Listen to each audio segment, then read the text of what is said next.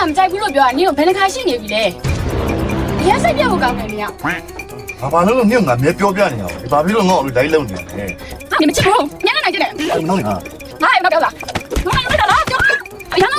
ဒီညနေတက်ပြီတာပြီငါဒီညမှာပဲဆင်းတော့မယ်ဝါနော်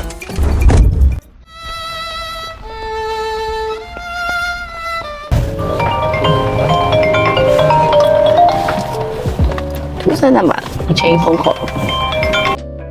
ဟယ်လိုအေးတကယ်ချင်းပြော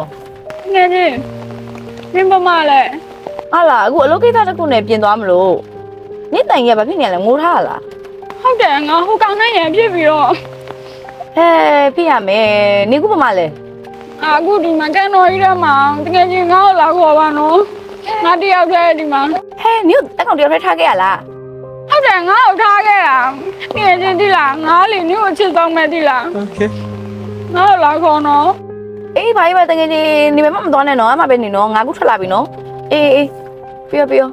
ငါရောက်ဖုန်းဆက်လိုက်မယ်နော်အမပဲနေနော်ဘယ်မှမသွားနဲ့နော်ငါတယောက်တည်းကြောက်တယ်အမြန်လာခေါ်နော်အေးတကယ်ကြီးဒါပဲဘယ်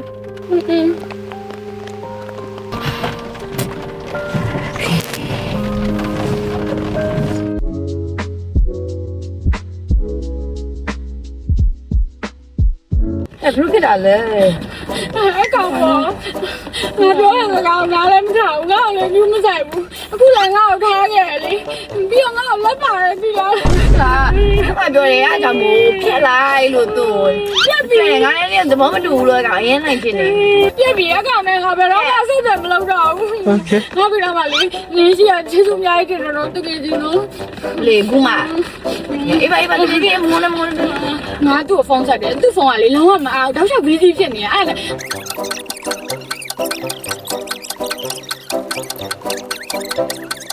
ါငါလုံးဝပြတ်ပြီငါသူနဲ့လုံးဝအဆက်အသွယ်ဖြတ်ပြီးတကယ်ချင်းငါနေ့စကားကိုလည်းနားထောင်မယ်နော်တကယ်ချင်းနော်